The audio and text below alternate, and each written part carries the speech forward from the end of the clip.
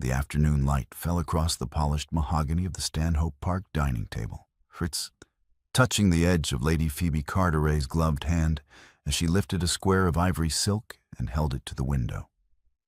Margot Hollis stood 3 paces behind her, a silver tray of pins balanced in her left palm, her spine straight and her gaze steady on the fabric samples spread across the table like a cartographer's survey of wealth.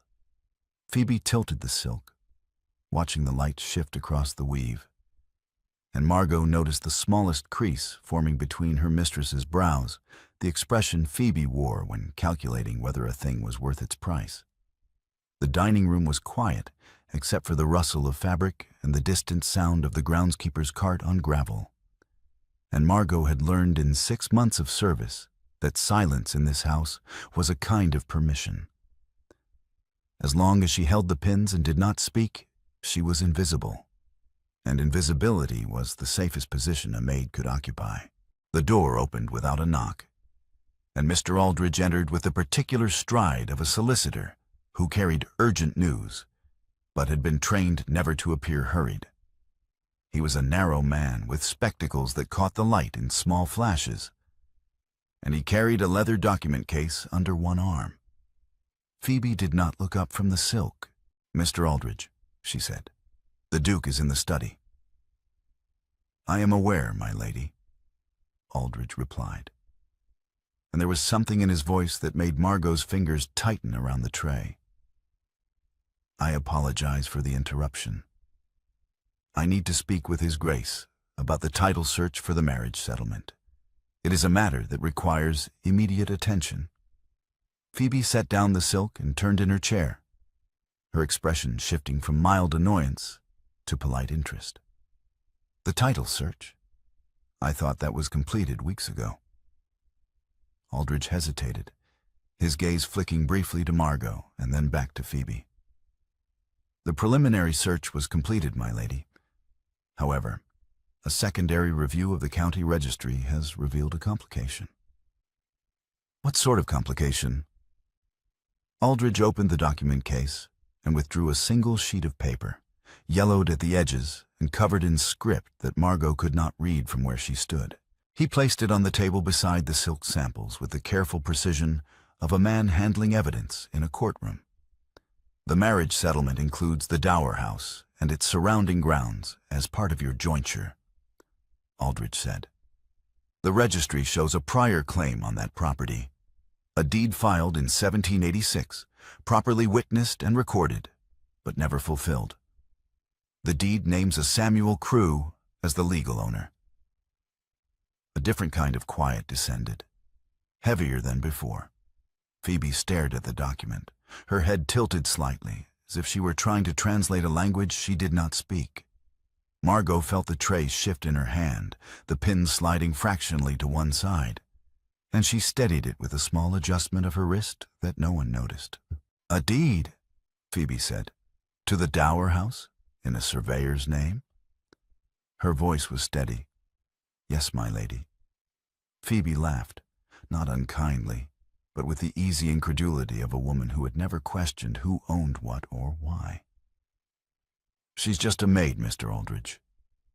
Surely this is a clerical error from the last century. Some tenant farmer who was promised a cottage and never collected. It cannot possibly affect the settlement." Aldridge's expression did not change, but his fingers tightened on the edge of the document case. "The deed is properly filed, my lady. It includes a full legal description of the property, the signatures of 2 witnesses, and a notation that the deed was issued in payment for services rendered in a chancery case.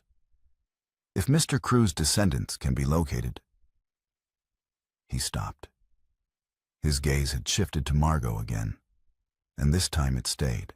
Phoebe followed his gaze, turning in her chair to look at her maid with the mild curiosity of someone noticing a piece of furniture for the first time. Margot set down the tray of pins.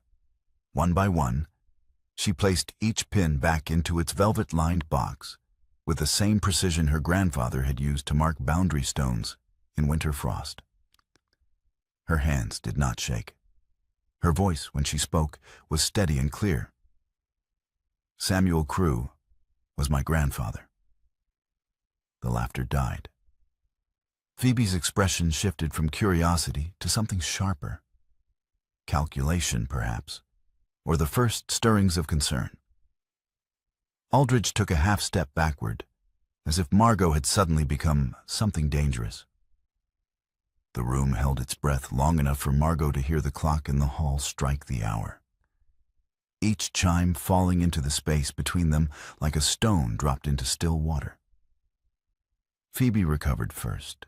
She rose from her chair with the fluid grace of a woman trained from childhood to command a room, and she studied Margot with the same attention she had given the silk, assessing value, measuring cost. "Your grandfather," Phoebe said. "Samuel Crewe." She nodded once. "Yes, my lady." "And you knew about this deed?" "I did not know until this moment," Margot said. "My mother told me my grandfather was owed something, and they never paid. She did not say what. She died before she could explain." Phoebe turned to Aldridge. "Is this claim legitimate?" "The deed is legitimate, my lady," Aldridge said carefully. "Whether the claim can be enforced after 40 years is a matter that would require further investigation. But the document exists, and it predates the current settlement by several decades." "Then investigate it," Phoebe said, quietly, "and inform the Duke immediately. I will not have my settlement delayed by a clerical error from 1786.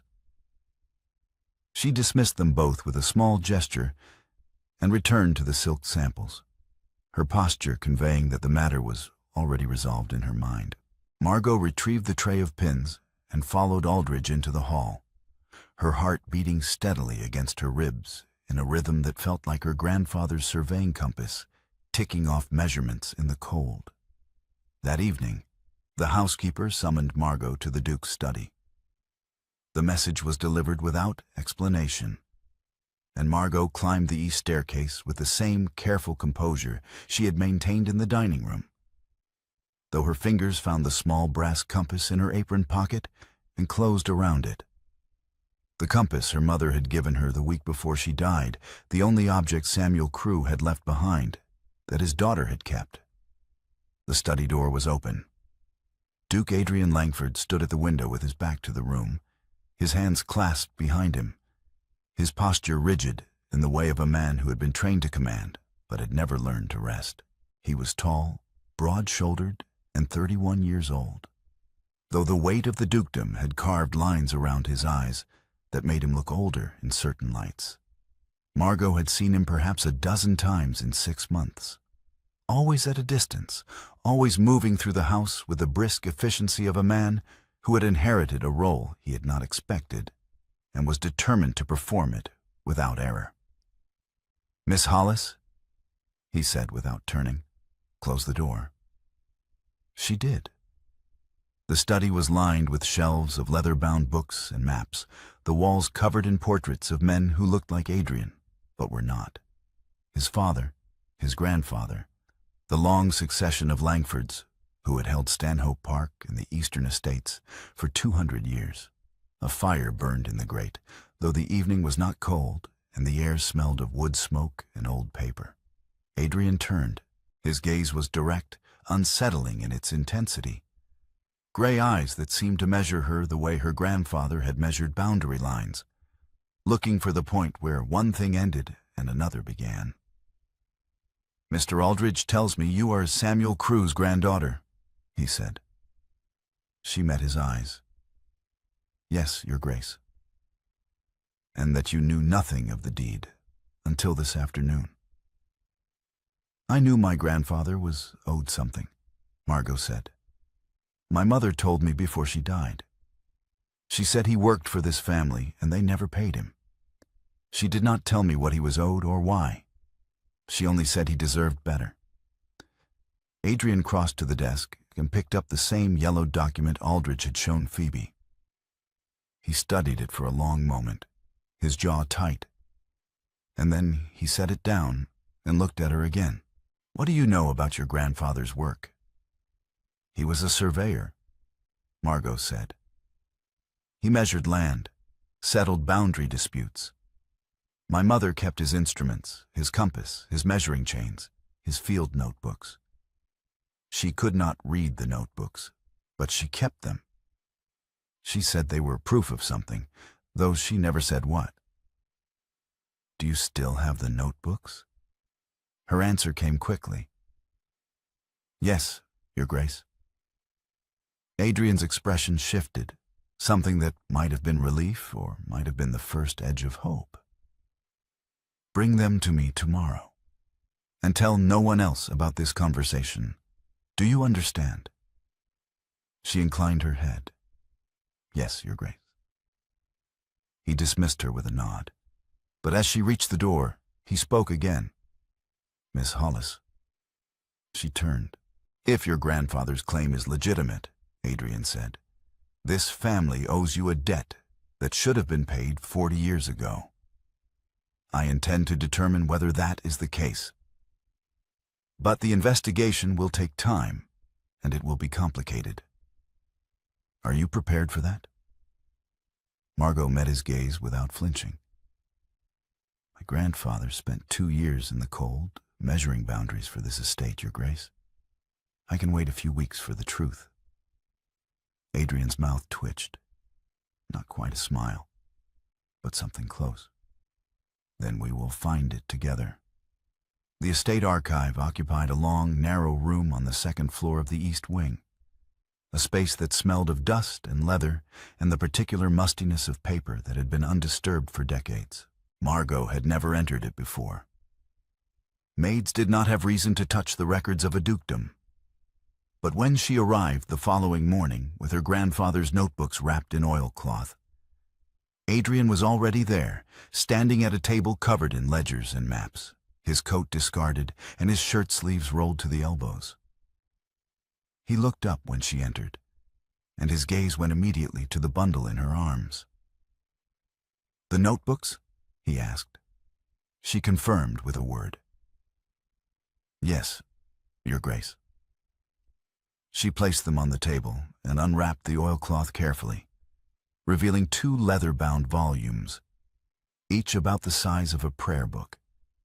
The covers worn smooth by handling and stained dark at the edges from years of being carried in the weather. Adrian picked up the first volume and opened it, his movements slow and deliberate, as if he were handling something fragile.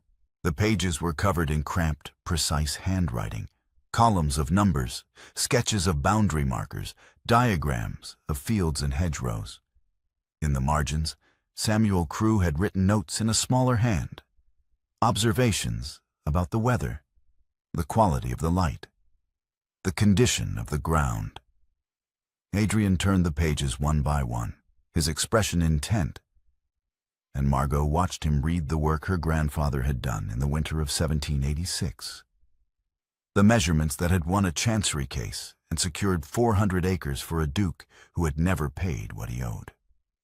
These are extraordinary, Adrian said quietly. Every measurement is recorded twice. Every boundary stone is sketched. He even noted when the chain broke and delayed the work by 2 days. My grandfather was a precise man, Margot said. Adrian looked up. He was more than precise. He was meticulous. These notebooks would stand up in any court in England. He set down the first volume and opened the second, flipping through the pages until he found what he was looking for. A diagram of the eastern boundary. The line between Stanhope Park and the neighboring estate marked in ink that had faded to brown. Beside the diagram, Samuel Crewe had written a single sentence in his careful hand. Boundary settled in favor of Langford. Payment agreed. Dower house and grounds. Deed to be drawn upon conclusion of case. Adrian read the sentence aloud, his voice steady, and then he closed the notebook and looked at Margot. Your grandfather won the case, he said, and my grandfather promised him the Dower house in payment. The deed was drawn, witnessed, and filed. But the house was never transferred. She spoke plainly. No, it was not. Adrian turned to the shelves that lined the archive walls, his gaze scanning the rows of ledgers and bound documents. The estate records go back to 1720. If your grandfather's work is documented here, we will find it. And if we find it, we will know exactly what was owed and why it was never paid. He pulled down a ledger marked 1785 to 1790 and opened it on the table beside the notebooks. Margot moved to stand beside him, close enough to see the pages, but far enough to maintain the distance a maid was expected to keep from a duke. Adrian did not seem to notice. He was already reading, his finger tracing down columns of entries. Payments to tenants, repairs to the mill, wages for laborers. Here, he said, stopping on an entry dated March of 1786. Samuel Crewe, surveyor. Retainer for boundary dispute, Eastern Estate. £20 advanced. Margot leaned closer, her breath catching. Adrian turned the page, scanning the entries that followed, and then he stopped again. June 1787. Chancery judgment in favor of Langford. 400 acres confirmed. Payment to S. Crewe. Dower house and grounds, deed filed at county registry. There, Adrian said. Proof that the deed was filed, and proof that my grandfather acknowledged the debt. But he never transferred the house, Margot said. His voice was flat. No, he did not. They worked through the morning, pulling down ledgers and land records, tracing the history of the eastern boundary and the chancery case that had settled it. The archive grew warm as the sun climbed higher, and Margot shed her shawl and rolled up her sleeves, her hands blackened with dust as she turned pages and copied notes. The agreed payment was the Dower house and its grounds, a property worth perhaps £200. The deed had been drawn, witnessed by the estate solicitor and a magistrate, and filed at the county registry in July 1787. And then, nothing. No record of transfer. No record of payment. No record of Samuel Crewe ever taking possession of the house he had been promised. Adrian sat back in his chair, his hands flat on the table, and stared at the ledger in front of him. My grandfather cheated him, he said. Margot said nothing. She had known it since the moment Aldridge had placed the deed on the dining table. But hearing Adrian say it aloud, hearing a duke admit that his family had stolen from a working man, was something else entirely. Adrian looked at her. Your grandfather did the work. He won the case. He was promised payment. The payment was documented. And then my grandfather simply did not pay. She gave him the truth. Yes. Adrian's jaw tightened. I am sorry. It was not your debt, Your Grace. It is my debt now, Adrian said, and I will pay it. The archive became their shared territory over the days that followed. Adrian ordered that Margot be given access at any hour, and the housekeeper, who disapproved but did not dare question a duke's command, left a key in Margot's room with a tight-lipped warning that she was not to disturb anything. Margot did not disturb anything. She simply read methodically and carefully through every document that mentioned Samuel Crewe or the eastern boundary. And Adrian read beside her, the two of them working in a silence that felt less like the silence between a duke and a maid, and more like the silence between two people searching for the same truth. It was Margot who found the letter. It was tucked into the back of a ledger marked Correspondence 1787 to 1789. A single sheet of paper folded in half and sealed with wax that had cracked and crumbled with age. She unfolded it carefully, her fingers trembling slightly, and read the script that covered the page in the precise, formal hand of a solicitor. To Mr. Samuel Crewe, Surveyor, Warwickshire. Sir, I write on behalf of His Grace the Duke of Stanhope, in response to your letter of the 12th of September regarding the Dower House. His Grace wishes to make clear that the matter of payment was settled to the satisfaction of all parties at the conclusion of the Chancery case. Any further pursuit of this matter will be regarded as an attempt to defraud the estate and will result in proceedings for fraud and trespass.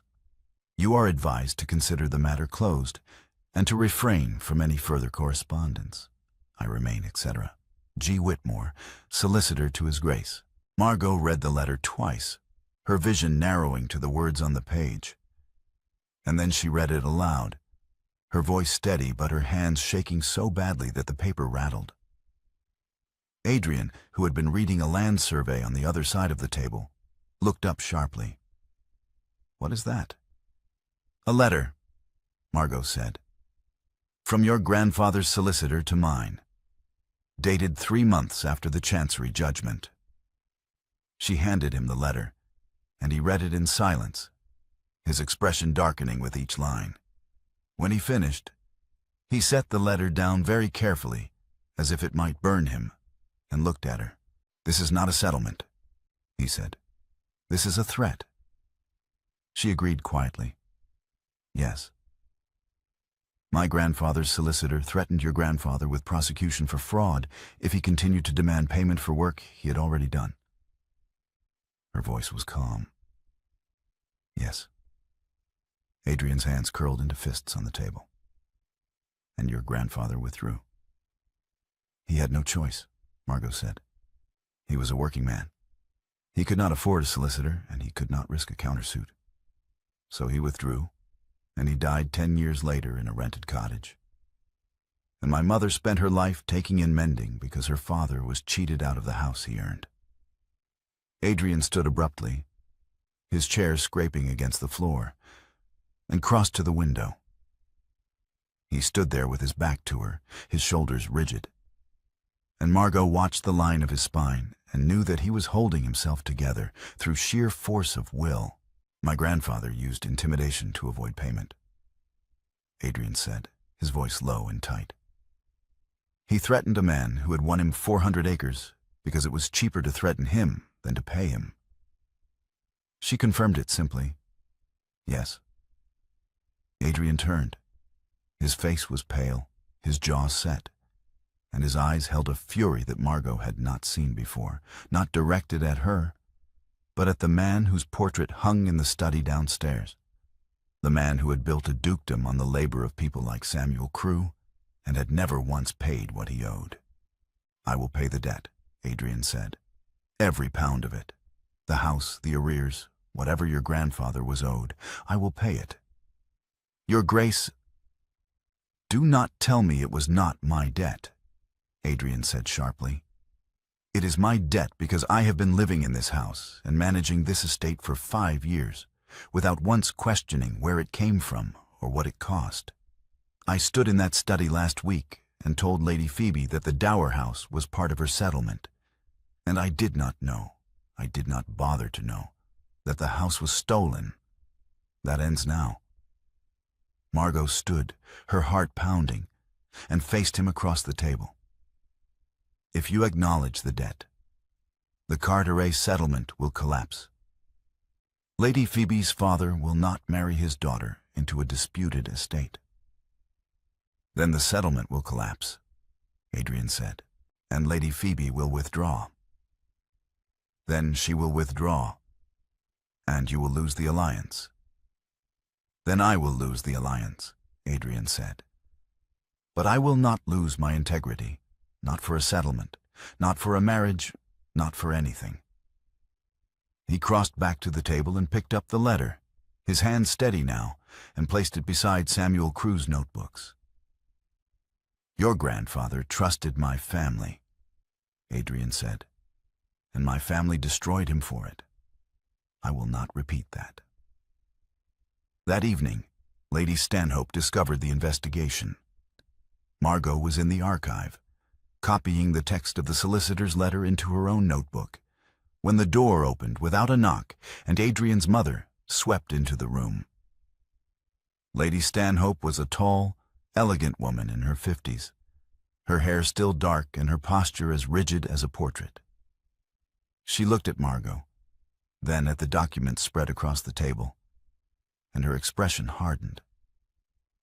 "What is this?" she demanded. Adrian, who had been reading a land survey near the window, set down the document and turned. "An investigation into the estate's records. I am reviewing the history of the eastern boundary." "With a maid?" "With Miss Hollis," Adrian said evenly, "whose grandfather surveyed the boundary and was never paid." Lady Stanhope's gaze flicked to Margot, and Margot saw the calculation in her eyes, the same calculation Phoebe had made in the dining room, the assessment of whether a maid's claim was worth acknowledging or dismissing. "This is absurd," Lady Stanhope said. "If there was a debt, it was settled decades ago. You cannot disrupt the Carteret settlement over a clerical error from 1787. "It was not a clerical error," Adrian said. "It was theft." Lady Stanhope's face went pale. "Adrian, my grandfather hired Samuel Crewe to survey the eastern boundary. Crewe won the chancery case that secured 400 acres for this estate. The agreed payment was the dower house. The deed was drawn, witnessed, and filed. And then my grandfather's solicitor threatened Crewe with prosecution if he continued to demand payment. That is not a settlement, Mother. That is intimidation. You cannot prove that." Adrian picked up the solicitor's letter and held it out. "I can prove it, and I will." Lady Stanhope took the letter, read it, and then set it down with a sharp exhale. "If you acknowledge this debt, the Carteret settlement will require renegotiation. Viscount Carteret will not accept a reduced jointure. He will withdraw Phoebe, and the alliance will collapse." "Then it will collapse," Adrian said. "You are willing to lose the Carteret alliance over a maid's claim?" "I am willing to lose the Carteret alliance over the truth," Adrian said. "The dower house was never ours to offer in a marriage settlement. It belongs to Samuel Crewe's family, and I will not compound my grandfather's theft by pretending otherwise." Lady Stanhope stared at him, her expression shifting from anger to something closer to disbelief. "You are risking everything your father built." "My father built nothing," Adrian said quietly. "My grandfather built this estate on land he won through Samuel Crewe's work, and he never paid for it. I am not risking everything. I am paying what was owed." Lady Stanhope turned to Margot, her gaze sharp and cold. "And you? What do you want? Money, a position, a settlement to keep this quiet?" Margot met her gaze without flinching. "I want what my grandfather was owed, my lady. The house, the acknowledgement, and the truth spoken aloud in front of the people who benefited from the theft." Lady Stanhope's mouth tightened. She turned back to Adrian. "You're making a mistake." "Perhaps," Adrian said. "But it is my mistake to make." Lady Stanhope left without another word, the door closing behind her with a sharp click. Margot let out a slow breath, her hands still trembling, and Adrian crossed to the table and sat down across from her. "She will go to Viscount Carteret," Margot said. He nodded once. "I know." "And he will withdraw Phoebe." "I know that too." "Then why are you doing this?" Adrian looked at her, and for the first time since she had met him, his expression was completely unguarded. No performance, no ducal authority, just a man who had spent 5 years standing on ground he had never earned and was finally admitting it. "Because my brother would have," he said, "and because you asked me to." Viscount Carteret arrived at Stanhope Park 3 days later, his carriage rattling up the drive in the early afternoon, and by the time the housekeeper announced his presence, Adrian was already standing in the drawing room, waiting. Margot was not present. She had been dismissed to the servants' quarters by Lady Stanhope with a curt instruction to stay out of sight. But she heard the raised voices from the hallway outside the drawing room, and she stood at the top of the stairs, listening. "You cannot be serious," Carteret said, his voice carrying through the closed door. "You are proposing to transfer the dower house to a maid, based on a deed from 1787? "I am proposing to transfer the dower house to Samuel Crew's granddaughter based on a deed that was legally filed and never fulfilled," Adrian replied. "The debt is real, Carteret, and it is owed. The debt is 40 years old. No court in England would enforce it." "Then I will not require a court. I will transfer the property voluntarily." There was a long pause, and then Carteret spoke again, his voice lower and harder. "If you do this, the settlement is void. I will not marry my daughter into a disputed estate. Do you understand that?" He answered without hesitation. "I understand." "Then resolve the claim quietly. Pay the woman whatever she wants, and have her sign a release.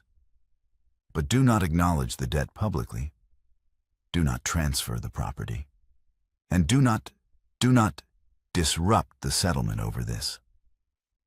The dower house was never mine to include in the settlement," Adrian said. "It belongs to Samuel Crew's family. I cannot offer Phoebe property that is not mine to give." "Then offer her something else," Carteret snapped.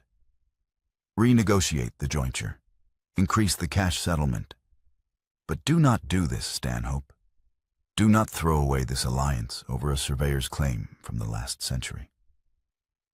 "The alliance was built on a lie," Adrian said quietly. "I will not perpetuate it." Carteret's response was a single word, sharp and final. "Then we are done." The door opened, and Carteret strode into the hallway, his face flushed with anger. He did not look at Margot as he passed, but she saw the set of his jaw and knew that the alliance was over. That afternoon, Phoebe found Margot in the servants' corridor. Margot was carrying a tray of linens to the laundry when Phoebe stepped out of the side passage, blocking her path. Phoebe was dressed in a pale green walking dress, her hair pinned in a simple arrangement, and her expression was calm and composed. Not angry, not hurt, just clear. "Miss Hollis," Phoebe said. "A word." Margot set down the tray and straightened. "My lady."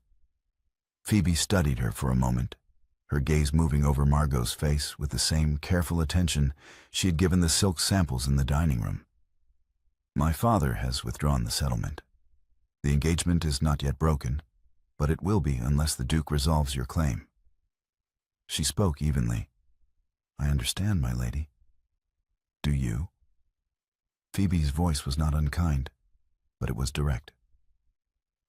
"If the Duke transfers the dower house to you, my jointure is reduced by £200 a year. My settlement becomes less attractive. My marriage becomes more complicated. And your position here at Stanhope Park is finished. Do you understand that?" Margot confirmed it. "Yes, my lady." "Then why are you pursuing this?" Margot met her gaze without flinching. "My grandfather measured every foot of the eastern boundary in the winter of 1786. He slept in barns. He walked through snow. He spent 2 years of his life mapping this estate. And he won the chancery case that secured 400 acres for this family. He was promised a house. He was given a deed. And when he asked for what he was owed, the Duke's solicitor threatened him with prosecution for fraud. He died in a rented cottage 10 years later, and my mother spent her life taking in mending to survive. My position was finished 40 years ago, my lady. I am simply the first person in my family to say so." Phoebe's expression did not change, but something in her eyes shifted. A flicker of recognition, perhaps, or respect. She nodded once, a small, precise movement. "I see," she said. "Then I will not ask you to withdraw." She turned and walked away, her footsteps echoing down the corridor, and Margot stood alone with the tray of linens, her heart pounding and her hands steady. That evening, Margot returned to the archive. She had not been summoned, but she had nowhere else to go, and the archive had become the only place in Stanhope Park where she felt she had a right to exist. She found Adrian there, standing at the table with a rolled map spread in front of him, his hands flat on the edges to hold it open. He looked up when she entered, and his expression was weary but not defeated. "Carteret withdrew the settlement," he said. She had expected it. "I heard. Phoebe spoke to you." Her answer was brief. "Yes." Adrian straightened, rolling the map closed. "What did she say?" "She said my position here is finished if you transfer the house," Margot said. She was not wrong. "And what did you say?" "I told her my grandfather was owed a house, and he died in a rented cottage," Margot said, "and that my position was finished 40 years ago." Adrian's mouth curved into something that was almost a smile. "That must have been a conversation." "It was brief," Margot said. They stood on opposite sides of the table, the archive quiet around them, and Margot felt the weight of the question she had been carrying since the moment she had read the solicitor's letter. "Your Grace," she said, "what would your grandfather have done if my grandfather had come to him directly, without a solicitor, and asked for what he was owed?" Adrian's smile faded. "My grandfather would have threatened him, just as his solicitor did." "And what would your grandfather have done if my grandfather had refused to withdraw?" "He would have destroyed him," Adrian said quietly. "He would have filed a countersuit, tied him up in court for years, and bankrupted him." "My grandfather was not a kind man, Miss Hollis. He was a man who believed that power gave him the right to take whatever he wanted and crush anyone who objected." "And you are not that man," Margot said.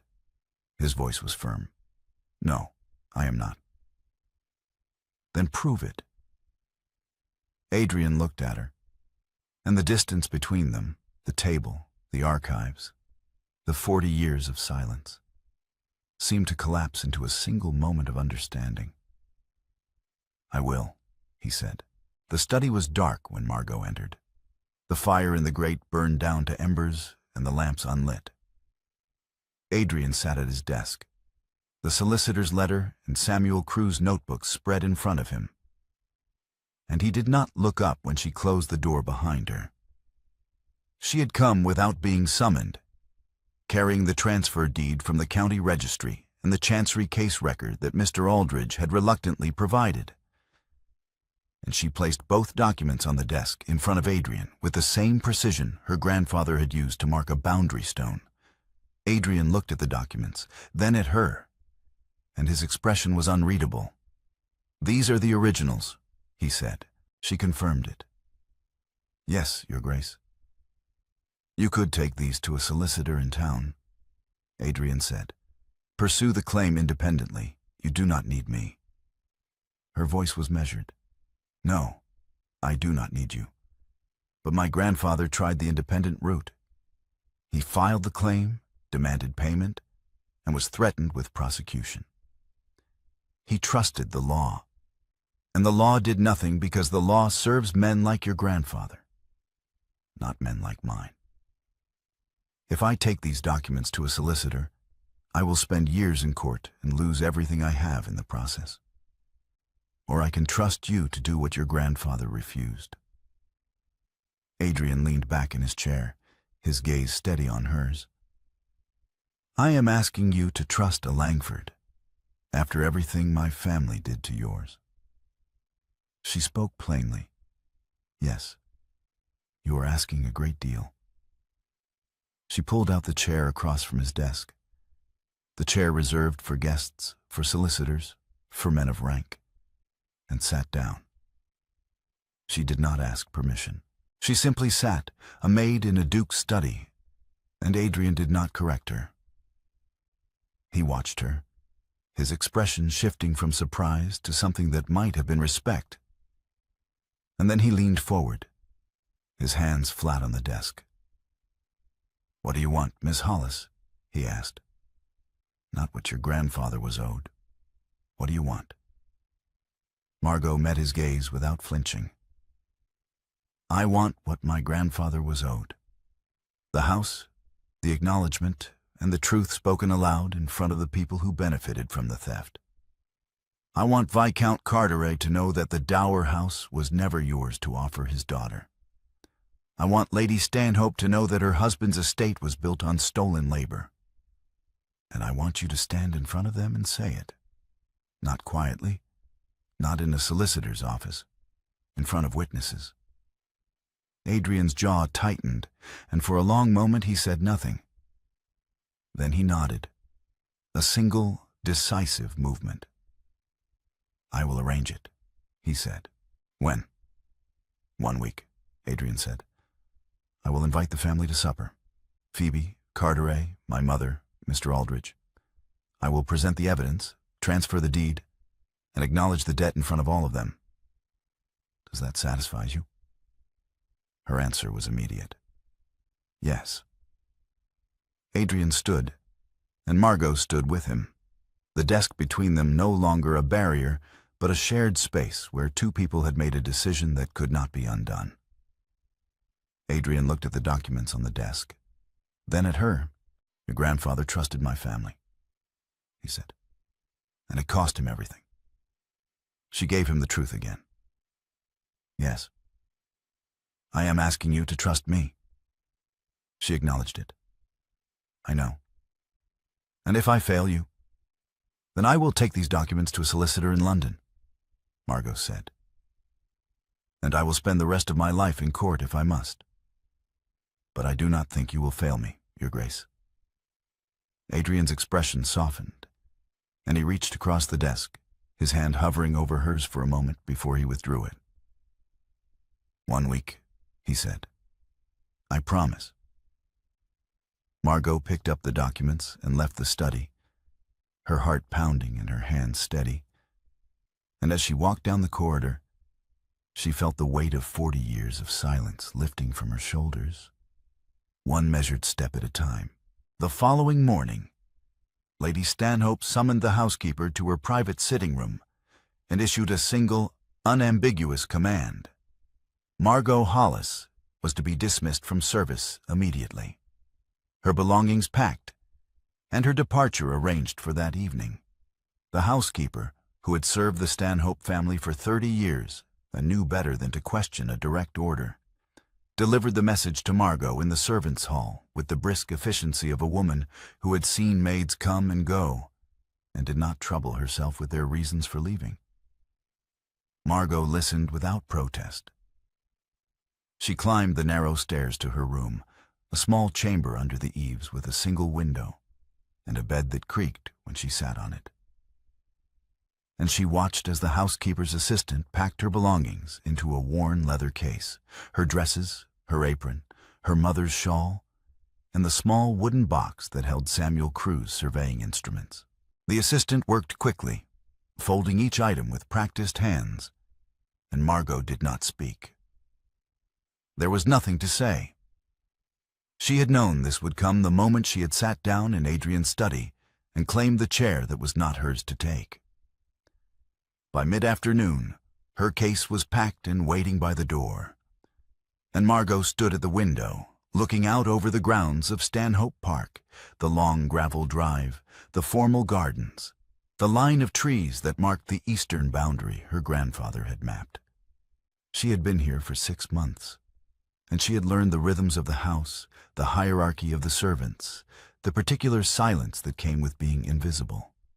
Now she was leaving, and the house would continue without her, just as it had continued without her grandfather.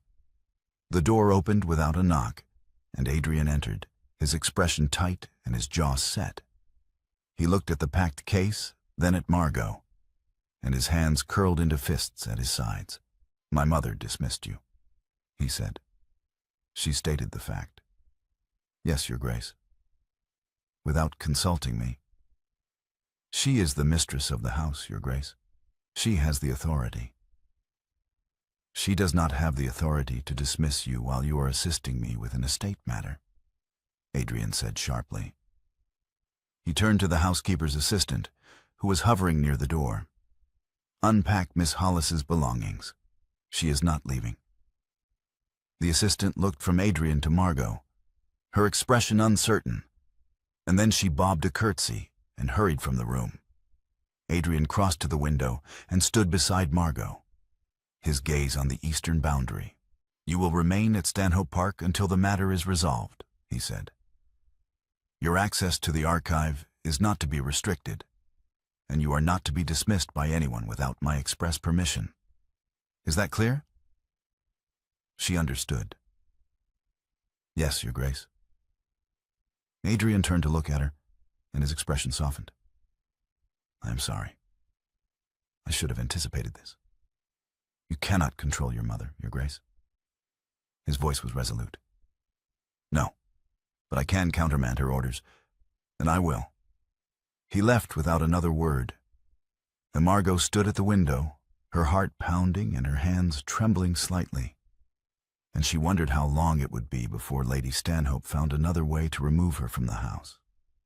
That evening, Margot sat on a bench outside the archive, deciding whether to leave anyway. The bench was tucked into a small alcove overlooking the garden, a place where servants sometimes came to rest between tasks, and Margot had found it by accident during her first week at Stanhope Park. It was quiet here, away from the main house, and the air smelled of lavender and turned earth. She sat with her hands folded in her lap, her grandfather's compass in her apron pocket, and she thought about her mother's last words. He deserved better. We all did. She could leave tonight, pack her case again, walk down the drive, and take the coach to London. She had the documents. She had the proof. She could find a solicitor who would take the case on contingency and spend the next 5 years in court, fighting for what her grandfather had been owed. Or she could stay, trust Adrian to keep his promise, and risk losing everything if he failed.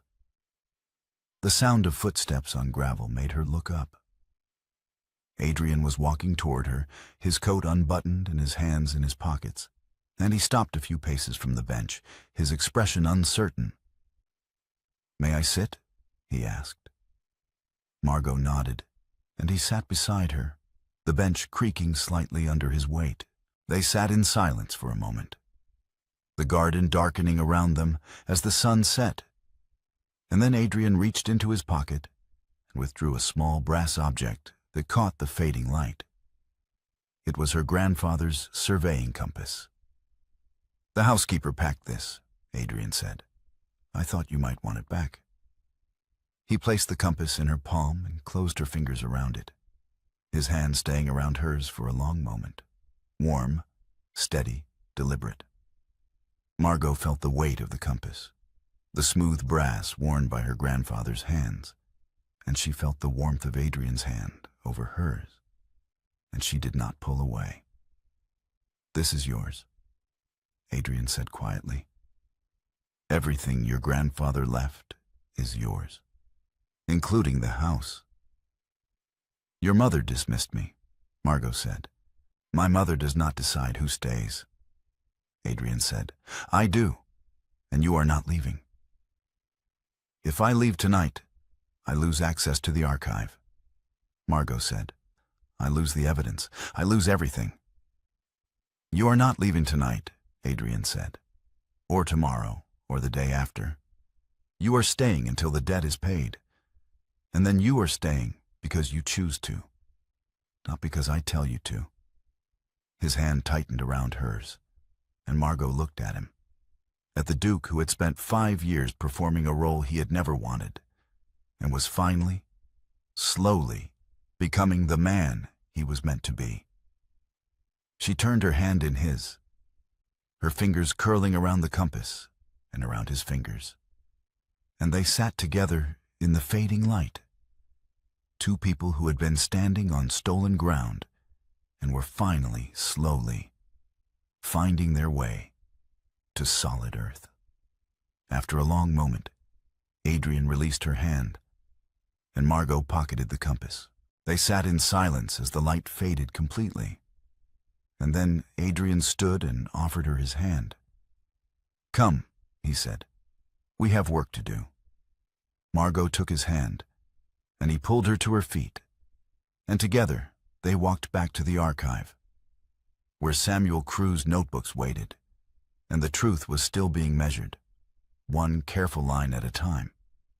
The archive was quiet the night before the supper, the only sound the rustle of paper and the faint creak of the floorboards as Margot moved between the shelves. She had spent the day reviewing every document they had found: the field notebooks, the chancery case record, the solicitor's letter, the deed. And she had copied the key passages into her own notebook, her handwriting as precise as her grandfather's. She needed to be certain. She needed to know that when Adrian stood in front of Viscount Carteret and Lady Stanhope and Phoebe and spoke the truth would be unassailable. The door opened, and Adrian entered, closing it behind him with a soft click. He was in shirt sleeves, his coat discarded somewhere between the study and the archive, and he looked tired, the kind of tired that came from days of pressure and sleepless nights. He crossed to the table where Margot was working and stood on the opposite side, his hands resting on the edge. "You are still here," he said. "I wanted to review the documents one more time," Margot said. And they are complete," Margot said. "Every measurement, every witness, every record. There is no gap, no error. My grandfather did the work, and your grandfather owed him the house." Adrian nodded slowly, his gaze on the documents spread across the table. "Tomorrow I will either pay the debt or I will not. I need to know which you believe I will do." Margot set down her pen and looked at him across the table, across the maps and ledgers and 40 years of silence. "I believe you will pay it." "Why?" "Because you have spent the last 2 weeks reading my grandfather's notebooks," Margot said. "Because you countermanded your mother's order to dismiss me. Because you told Viscount Carteret that the dower house was never yours to offer. And because you are standing here the night before the supper, asking me if I trust you, when you could have simply done nothing and let the claim die." Adrian's hands tightened on the edge of the table, his knuckles white. "I do not want to be the kind of man my grandfather was." She spoke with certainty. "You are not." "How do you know?" "Because my grandfather trusted your family, and your grandfather destroyed him for it," Margot said. "And I am trusting you, and you have not destroyed me. Not yet." Adrian let out a slow breath, and for a moment he said nothing. Then he moved around the table, closing the distance between them, and stood beside her. He placed both hands flat on the map spread in front of them, the eastern boundary, the line Samuel Crew had drawn in ink that had faded to brown. And he leaned forward, his voice low and rough. "I will pay it," he said. "I promise you, Miss Hollis. I will stand in front of my mother and Carteret and Phoebe, and I will tell them what my grandfather did, and I will transfer the deed to you. And if they withdraw, if the alliance collapses, if I lose everything, I will still pay it. Because it is owed, and because you walked into this house 6 months ago, and you have been standing on your grandfather's ground without knowing it. And I have been standing on your grandfather's ground without deserving it. And tomorrow I would like to be the kind of man my brother would have been." His voice broke on the word brother, and Margot heard the grief beneath the words. The grief for the man who should have inherited, who would have found the deed and paid the debt without hesitation, who had died at 19 and left Adrian to carry a role he had never wanted. It was the first time she had heard Adrian's voice break, the first time she had seen the performance crack completely. And she felt something shift in her chest. Something that was not pity but recognition. She moved around the table and stood beside him, close enough that their shoulders nearly touched, and she placed her hand on the map next to his. Not on his hand, but beside it, their smallest fingers touching. They stood together over Samuel Crew's work, over the measurements he had made in the winter of 1786. And what passed between them was not the silence of a duke and a maid, but the silence of two people who had found the same truth and were finally, slowly, learning to stand on solid ground. "Your brother would have been proud of you," Margot said quietly. Adrian's hand shifted, his smallest finger curling around hers, and they stood together in the archive as the night deepened. The maps and notebooks spread before them like a path they had walked together and would walk again tomorrow, in front of witnesses, in the light. The dining room at Stanhope Park had been prepared for a family supper. The long mahogany table set for 8, with the estate's finest china and silver. Candles burned in the candelabra, casting warm light across the polished wood, and the portraits of Adrian's ancestors watched from the walls with the same impassive expressions they had worn for 200 years. Margot stood at the sideboard, her hands folded in front of her, her posture straight and her gaze steady. She was dressed in her maid's uniform, her hair pinned neatly, and she looked like what she was, a servant attending a formal supper. But she was not here to serve. She was here to witness. The guests had arrived over the course of the afternoon. Phoebe, cool and composed in a pale blue gown. Viscount Carteret, his expression tight with disapproval. Lady Stanhope, her posture rigid and her mouth set in a thin line.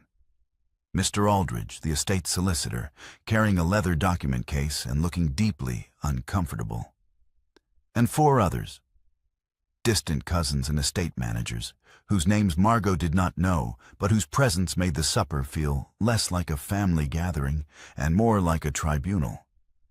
Adrian stood at the head of the table, his hands resting on the back of his chair, and he waited until the room had settled into silence before he spoke. "Thank you for coming," he said. "I have asked you here tonight because I need to address a matter that affects the estate and the Carteret settlement. Mr. Aldridge, if you would." Aldridge opened his document case and withdrew 2 documents. The original deed from the county registry, yellowed and brittle at the edges, and the chancery case record, bound in leather and stamped with the court's seal. He placed both on the table beside Adrian's grandfather's portrait, and the room went still. Adrian picked up the deed and held it so that everyone at the table could see it. In 1786, a surveyor named Samuel Crew was hired by my grandfather to settle a boundary dispute with the neighboring estate. The dispute involved 400 acres of land, including 3 tenant farms, the mill, and the dower house. Mr. Crew spent 2 years surveying the boundary, measuring every field and hedgerow, and testifying in chancery. His work won the case and secured the disputed land for this estate. He set down the deed and picked up the chancery record. The agreed payment for Mr. Crew's work was the dower house and its grounds. The deed was drawn, witnessed by the estate solicitor and a magistrate, and filed at the county registry in July 1787. The payment was documented. The debt was acknowledged. And then my grandfather never transferred the property. Viscount Carteret leaned forward, his hands flat on the table. "What bearing does this have on the settlement? Stanhope?" "The dower house is part of Lady Phoebe's jointure," Adrian said. "It was included in the settlement as part of the estate's assets. But the dower house does not belong to the estate.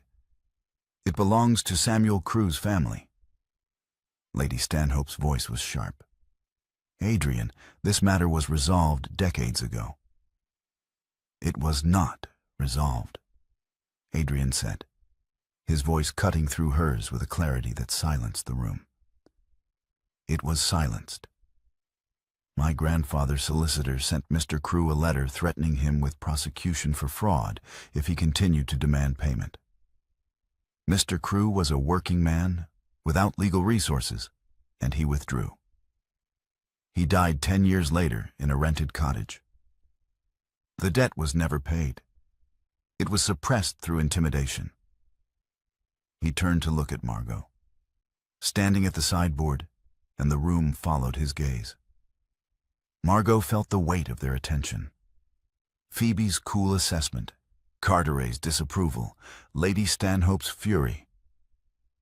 But she did not look away. She met Adrian's gaze and held it. "Miss Hollis," Adrian said, his voice steady and clear. "Your grandfather surveyed the eastern boundary of this estate.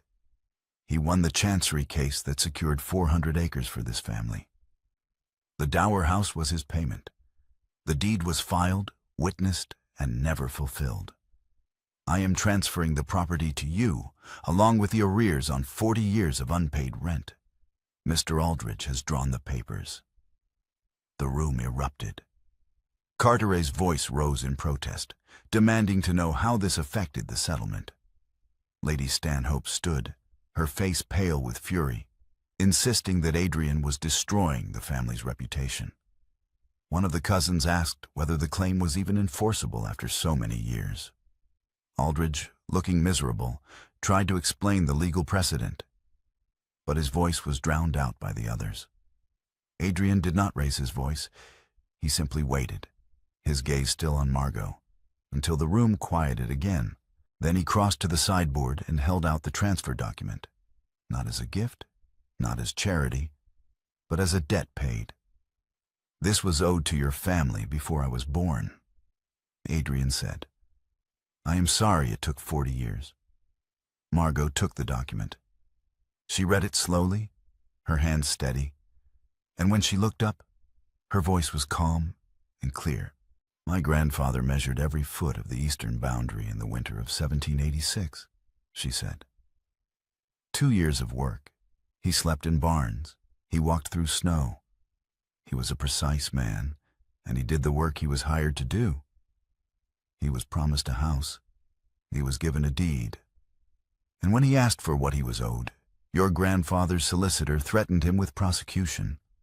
He died in a rented cottage, and my mother spent her life taking in mending because her father was cheated out of the house he earned." She looked at Adrian, then at the others around the table. "This is not charity, Your Grace. This is a debt paid, and I accept it." Phoebe spoke for the first time, her voice quiet but steady. "And the settlement?" Adrian turned to her. "The settlement will need to be renegotiated without the dower house.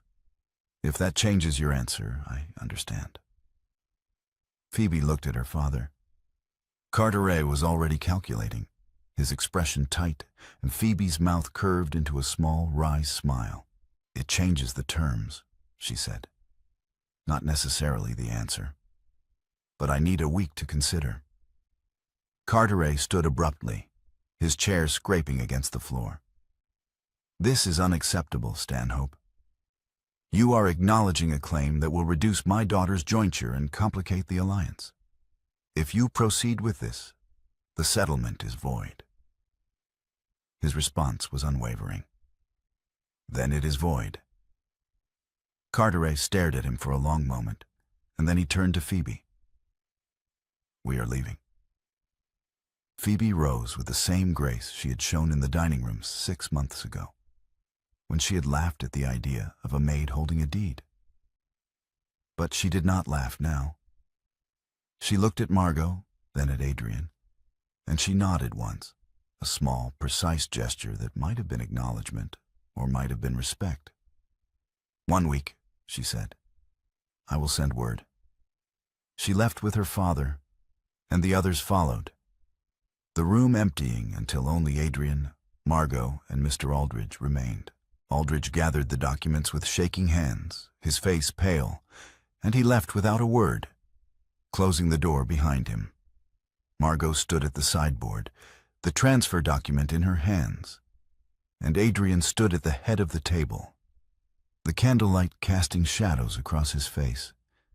They looked at each other across the length of the room, and what stretched between them was not the silence of a duke and a maid, but the silence of two people who had walked through fire together and had come out on the other side. "Thank you," Margot said quietly. Adrian crossed the room and stood beside her. He did not touch her, but he was close enough that she could feel the warmth of him. And when he spoke, his voice was low and rough. "Your grandfather deserved better," he said. "And so did you." Margot looked at the document in her hands, at the deed that had been owed for 40 years and was finally hers. She spoke the simple truth. "Yes, we did." Days later, the dining room at Stanhope Park was quiet. The table cleared, and the chairs pushed back into place. Margot stood at the head of the table, in the chair Adrian usually occupied. The transfer deed spread in front of her. She was reading it for perhaps the 10th time, her fingers tracing the words that made the dower house and its grounds legally hers. And she did not hear Adrian enter until he spoke. "You are in my seat," he said. Margot looked up. Adrian stood in the doorway, his coat unbuttoned and his expression amused, and she did not move. "I am in my grandfather's house," she said. Adrian crossed the room and pulled out the chair beside hers, sitting down without asking permission. "Not yet. The dower house is half a mile east." "I am practicing," Margot said.